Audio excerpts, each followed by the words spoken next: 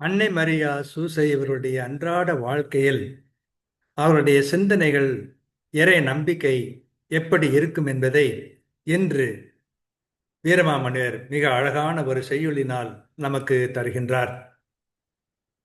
சூசையும் மரியும் ஏழை,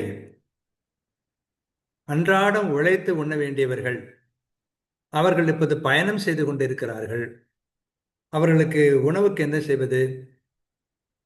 அதற்கு பதில் சொல்லுகிறார் சூசை. சிந்தை தேர்ய தேரில் செய் வாகையான் முந்தை ஆய எளிய முனிக்கு உணா தந்தை காகை கொடு ஈந்தன தன்மையால் எந்தை இன்று உணவு ஈதல் செய்வான் என்றான் என்று மகிழ்வினை படலத்திலே அவர் கூறுவதை பார்க்கிறோம்.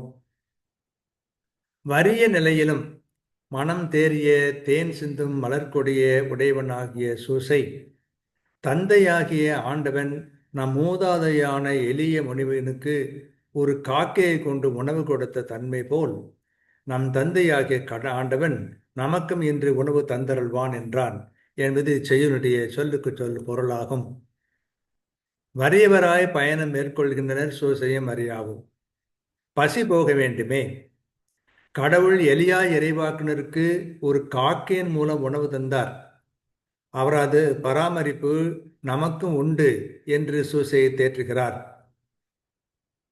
சிந்தை தேறிய தேரல் செய் வாகையான் முந்தையாய வெளிய முனிக்கு உணா தந்தை காகை உடைந்தன தன்மையால் எந்தை இன்று உணவீதல் செய்வான் என்றான் என்று சூசை மாமுனிவர் பாடுவதை பார்க்கிறோம்.